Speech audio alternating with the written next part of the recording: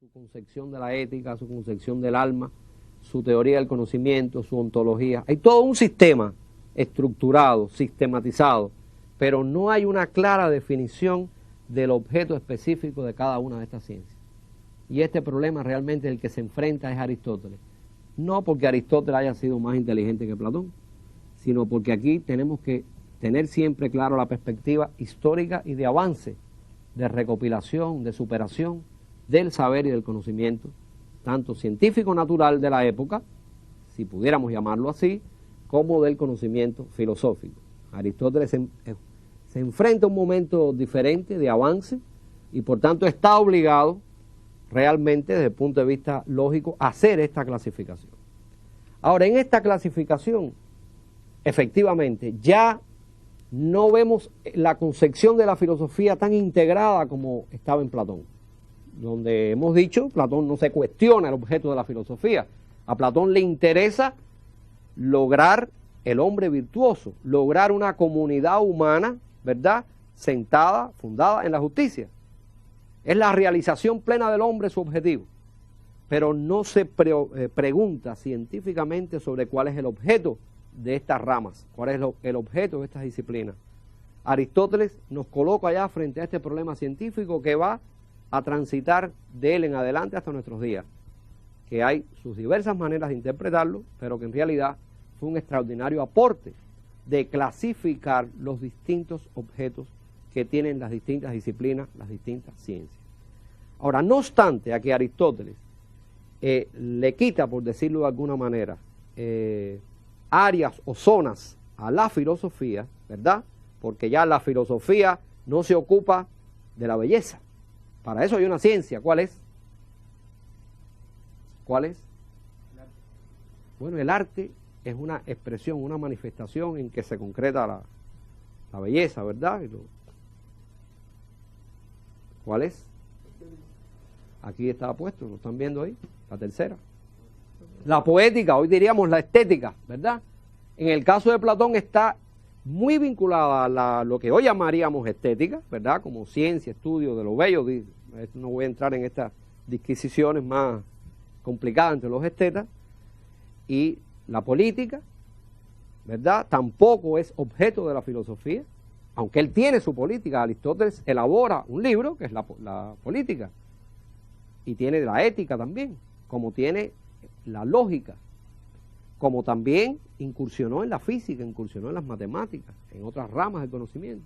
Pero la filosofía no debe inmiscuirse en esos campos, que son campos de las ciencias particulares, tanto de ciencias que versan directamente sobre la naturaleza, sobre los distintos tipos de movimientos de esta naturaleza, como aquellas disciplinas que estudian la actividad humana y el resultado de esa actividad humana, que puede ser el caso de la política, o el caso de la ética, ¿verdad?, las normas de convivencia, como puede ser también el estudio de lo bello, de la belleza, del arte, etc.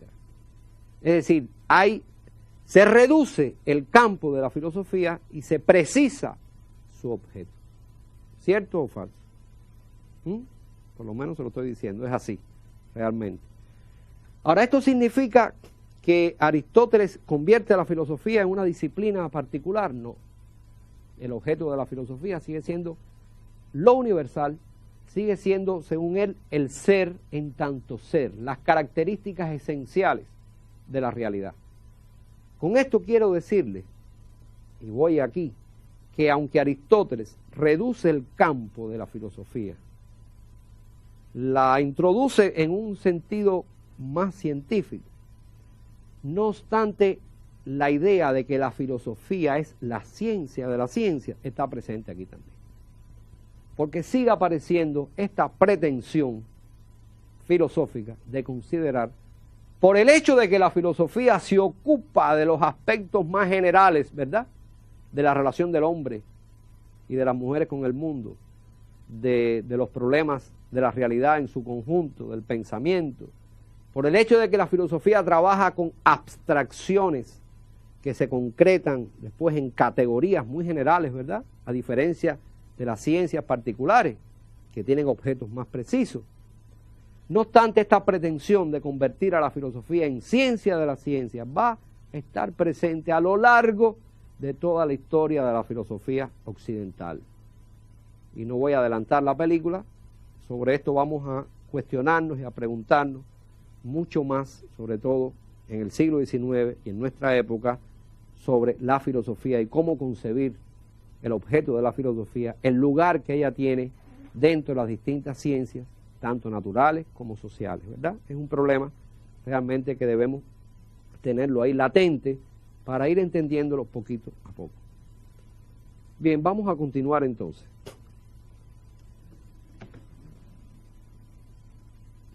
Vamos entonces a tratar de sintetizar la concepción que tiene Aristóteles sobre el ser, sobre la sustancia. Bueno, según él, lo único que existe realmente son sustancias particulares. Y a estas sustancias particulares él la llamó sínolo. El mundo, la naturaleza, no es más que un conjunto de fenómenos, de sustancias particulares. No hay un mundo trascendente que sea el modelo, ontológicamente hablando, es decir, que exista objetivamente allá arriba, donde sea, que sea el modelo a partir del cual surgen las sustancias particulares. No, lo único que hay son sustancias particulares. ¿Y de qué se trata? ¿De qué están compuestas estas sustancias particulares? Bueno, de lo que él llama forma y materia. Cuando hablamos de forma, cuando Aristóteles habla de forma, está hablando de esencia. La forma es la esencia, es lo universal, es la especie, digamos, es lo que para Platón es una idea que existe allá arriba.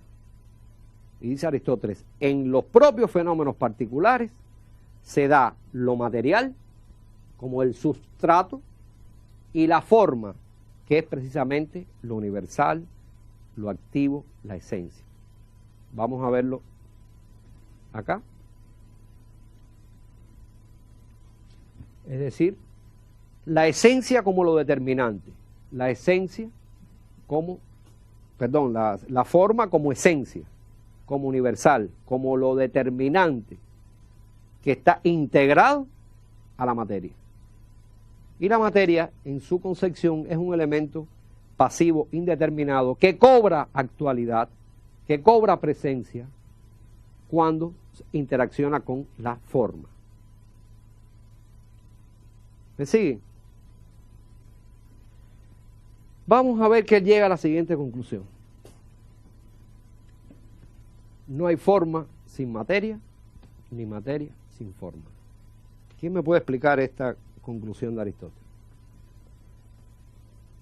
Ubíquense, identifiquen la palabra forma con esencia, con idea, para compararlo con Platón, ¿verdad?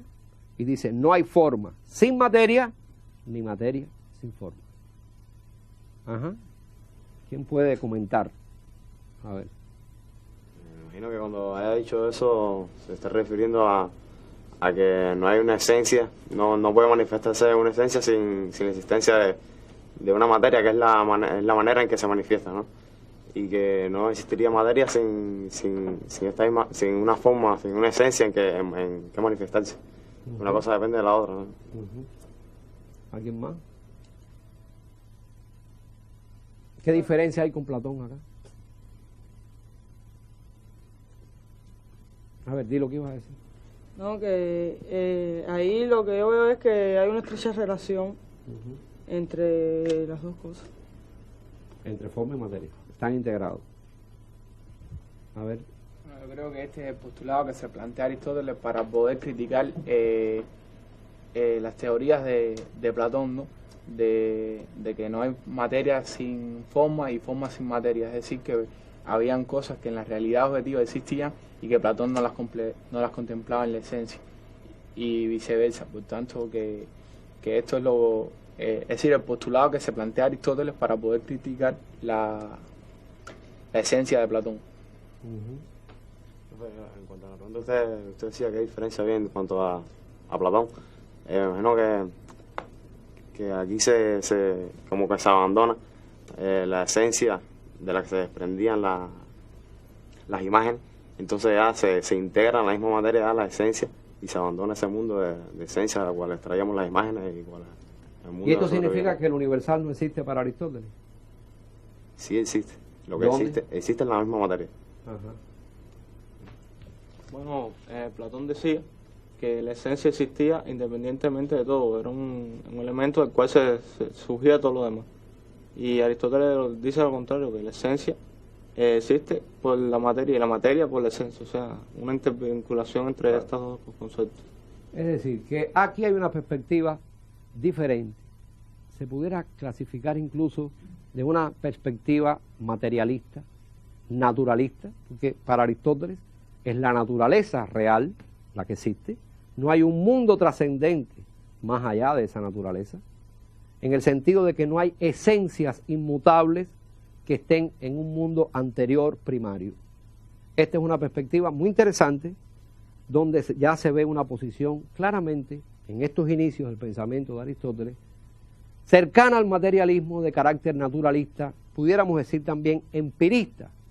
El empirismo como corriente, como tendencia que identifica la existencia de fenómenos particulares y que va reconociendo que los conceptos no son más que expresiones mentales, ¿verdad?, de esas relaciones que se dan entre los propios fenómenos particulares.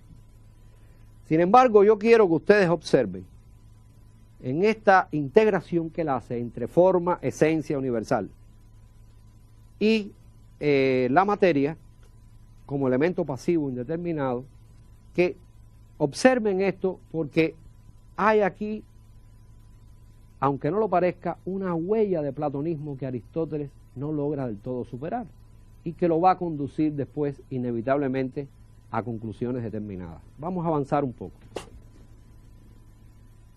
Vamos a ver un poco la concepción del movimiento de Aristóteles.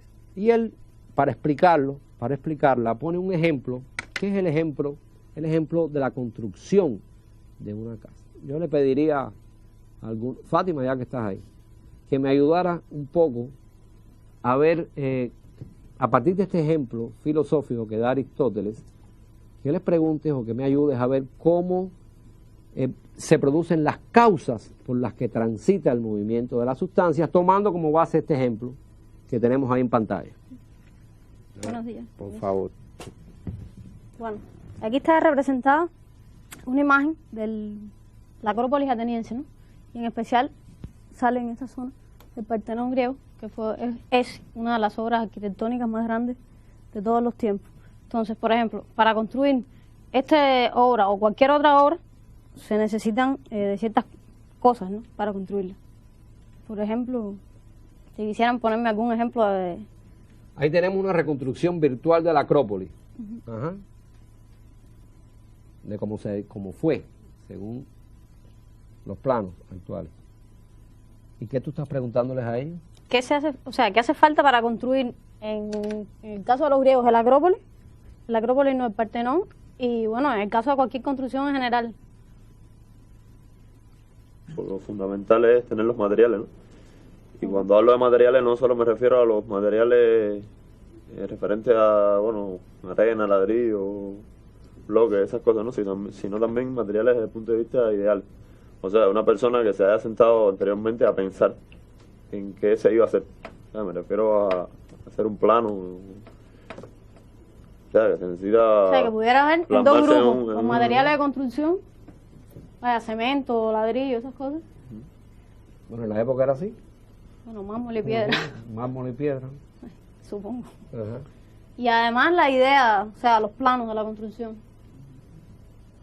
Bueno, además la mano de obra que se van a dedicar a construir. Calificada, ¿no? Para no que se caiga el... Bueno,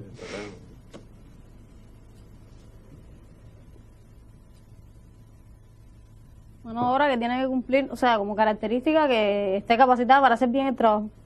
sí. Y bueno, ya después, por supuesto, lo que queda es la construcción. Que es lo último. La casa construida. Ajá. Y la casa, cualquier construcción en general. O sea, en el caso de Aristóteles creo que es buen mundo. Desde estos cuatro Vamos a verlo hoy, como él plantea lo que él llama las teorías de las cuatro causas. Y él dice, tomando el ejemplo del arquitecto, ¿verdad?, que hay una primera causa, que es la causa material, que en este caso sería los materiales de construcción, etcétera, ¿no? Hay otra segunda causa, que es la causa formal. ¿Y cuál es la causa formal? El diseño, los planos de la casa. O sea, la casa construida en la mente del arquitecto, graficada en un plano, ¿verdad? Si no se hace eso, ¿puede haber casa? Bueno, tal vez sí, lo que va a quedar, ¿verdad? Pero es necesario un plano de la casa, ¿verdad, Fan? La tercera causa por la que transita el movimiento es la causa eficiente. En este caso, Fátima, era la calificación que tiene que tener la mano de obra que vaya a participar en las habilidades, en este caso, del arquitecto en particular. Y de los constructores. Y de los constructores. Los esclavos, que eran los que cargaban los mármoles y eso. Y por último, la causa final, que es la realización ya de la casa. Gracias, Fátima. Esto puede parecer una bobería, todo el mundo lo sabe, ¿no? Pero de lo que se trata es que este ejemplo Aristóteles lo extrapola a toda la naturaleza. Y Aristóteles nos va a decir entonces que todo el movimiento natural transita a través de estas cuatro causas. Y pone el ejemplo a partir de su concepción de lo que es el acto y la potencia. Dice él que el acto es actividad, acción, logro. La sustancia tiende al acto. Y la potencia son los elementos que tienen la sustancia que pueden conducirlos al acto. En el caso este que poníamos de las causas, estamos viendo aquí, en el caso del hombre y de la construcción de una casa, es claro, el hombre es el único ser que puede proyectarse con vistas a un fin. Pero si ponemos el ejemplo de la semilla y el árbol, ¿qué pasaría? Bueno, la causa material, los aceites que tiene una semilla, ¿verdad? La causa formal, ¿qué sería? La especie árbol, la forma árbol. En el tiempo no lo vemos, en el tiempo está la semilla, pero tiene que persistir una entelequia, un espíritu vivo, de alguna manera. La forma acto, la esencia acto, según Aristóteles, tiene que ser un motor que impulse los elementos potenciales de esa semilla. Y por tanto, él llega a la conclusión de que el acto es anterior a la potencia. Es decir, la esencia, el género, la especie como tal, como fin, debe preexistir a los elementos potenciales de la semilla. Así como en el caminar, el construir y el comprender se pone el objeto en el lugar hacia donde se va, en el caso de caminar, el objeto que se construye o el saber también que se construye. Aristóteles cree que en la naturaleza existen estas especies de entelequias, de formas, que no es otra cosa que la realización plena de la especie, que es la que impulsa todo el movimiento natural. Y esto lo podemos calificar de finalismo o teleología, de concepción teleológica.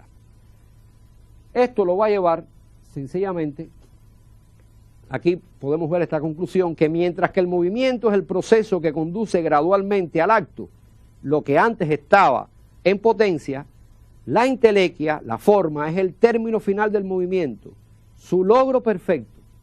Pero como tal, la entelequia es también la realización plena y por tanto la forma perfecta de lo que deviene. Es la especie, es la sustancia. ¿A dónde conduce esto Aristóteles? Bueno, la existencia de un primer motor. Un primer motor que es la solución lógica que él le da al problema del movimiento. Es la solución a la que se ve obligada por reconocer que la materia es pasiva y porque aunque supera en gran medida el dualismo este de Platón de los dos mundos, no logra una verdadera integración dialéctico-materialista de forma y materia. Y entonces, ¿de dónde viene el movimiento? El movimiento viene de afuera, de un primer motor que es acto puro, que es forma pura, ¿verdad? Que es la forma de la forma y que es inmóvil, porque no tiene ningún elemento potencial. Y este es el que impulsa todo el movimiento de la naturaleza. Vean cómo este pensador, que parte de una perspectiva naturalista, materialista, tiene que hacer esta concesión a una variante de idealismo, de lo que se conoce como deísmo, y de este tipo, de esta especie de Dios natural, Dios como el que le da el impulso a la materia, después no interviene, no se inmiscuye en ella. Y esto vamos a ver cómo es algo que les decía al inicio, que va a estar presente en la filosofía moderna y en muchos científicos de la época moderna. En la clase próxima vamos a profundizar un poco más sobre cómo este pensamiento va a ser recepcionado por la filosofía en la Edad Media. Bueno, muchas gracias.